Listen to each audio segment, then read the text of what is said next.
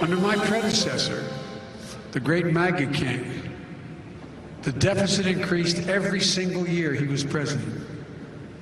The first year of my presidency, the first year, I reduced the deficit, literally reduced the deficit by $350 billion. All right, that was President Biden just a couple of hours ago, slamming Republicans. Yesterday, he went after the Ultra Maga agenda. Even his supporters admit he no longer bothers with the charade of problem solving or compromise to solve the empty shelves and rising price crisis. They say the only thing for Democrats is all-out war with Republicans ahead of the midterms.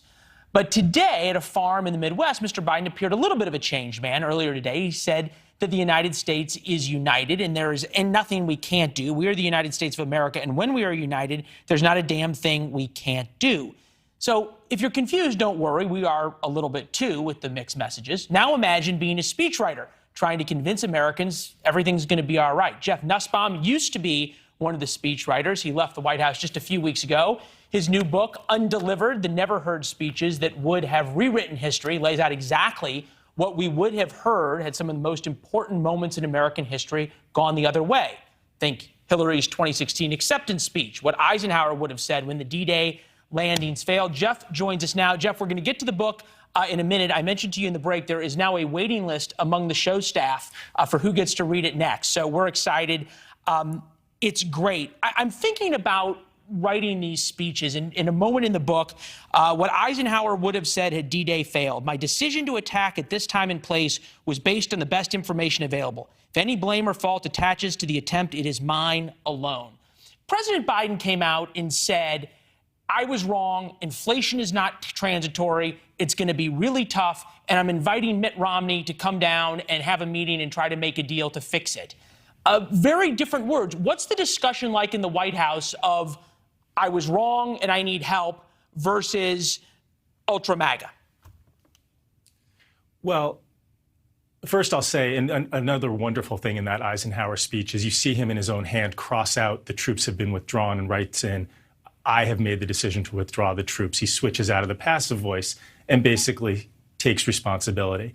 One of the things that's happening in the White House is that the president is trying to wrestle with inflation in all sorts of ways. Of course, the Fed has the only silver bullet. A president, as you said earlier in the show, doesn't have a ton of tools at his disposal, maybe a little bit of silver buckshot.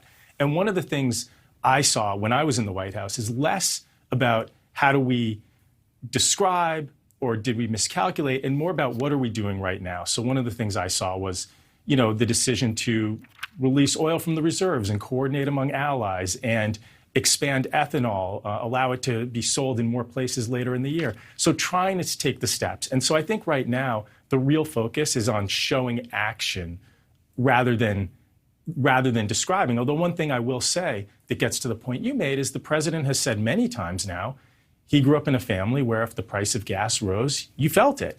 And so in his way, in his way of connecting with the American people, he's saying, I understand what you're experiencing. That's a great point. We've played that clip before, sort of asking where is Scranton Joe back from when he connected with people in such a different way, say during the campaign. I'm thinking about as you went through these speeches, each very different, JFK, Cuban Missile Crisis, with a heavy heart and a necessary fulfillment of my oath of office, I have ordered, and the U.S. Air Force has now carried out military operations with conventional weapons only to remove a major nuclear weapons buildup from the soil of Cuba. If the 1930s taught us anything at all, it was aggressive conduct, if allowed to grow unchecked and unchallenged, will ultimately lead to war.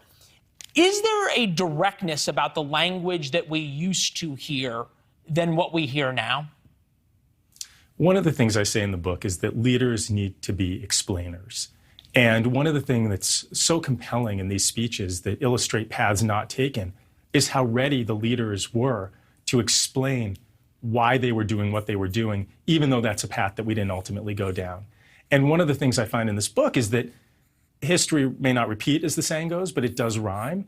And we're seeing a lot of that right now. That episode in the Cuban Missile Crisis was the first use of the words hawks and doves, and it was the first use of the term eyeball to eyeball with Russia. And of course, we are once again eyeball to eyeball with Russia. But I think if you look at some of the things President Biden is saying now in terms of clarity about Russia and about not allowing Putin's aggression to go unchecked, I think he compares pretty favorably with what we would have seen from Kennedy when he was to announce airstrikes. Especially unscripted, when he said that this man cannot stay in power, for God's sakes, which I'm sure the speechwriters who were sitting there reading along went, oh, well, that wasn't in there. I wanted to, as I read through the book, there were some other great ones, Hillary Clinton's 2016 acceptance speech, some other things.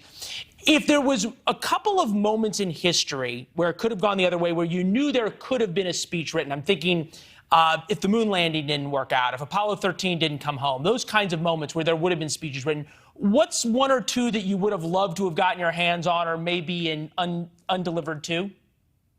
Yeah, I'm hoping that the publication of this book brings some of the missing ones out of the woodwork. I write in the book that I was looking for, and I know it existed, Jimmy Carter talking about the failure of the Camp David Accords. And he was ready to really lay the blame at the feet of the Israelis, which kind of presaged Carter's later sort of more pro-Palestinian stance. The person who wrote it told me all about it. They said they were ready to basically admit that everything had failed. And when the agreement finally came together, everything on Carter's desk was swept into a box. I asked the Carter Center. They found the box. They didn't find the speech. So there are a lot that I know exist that I wasn't able to find. I think more exciting are the ones that I don't know exist that will start to come out of the woodwork. In fact, even one of Donald Rumsfeld's speechwriters emailed me after the book came out, and he said, you remember when Donald Rumsfeld, as Secretary of Defense, had that memo about the known unknowns and the unknown unknowns? Well, he had actually had me prepare speeches for each of the unknowns in Iraq. And so already I'm getting this sense that there's more stuff out there. I'm excited about what's in the book, but I'm also excited about continuing this strange obsession I have with these undelivered speeches. Well, and we get a great look at what didn't happen, what could have happened. Hey, it was great to see you. Thanks again, and congratulations. Welcome to life in Washington outside of the White House. Yeah, I'm already feeling a little more relaxed, a little more. Thanks for the time. All right, enjoy it. Thanks for watching. Click the red subscribe button below so you can get more of NewsNation's fact-driven, unbiased coverage.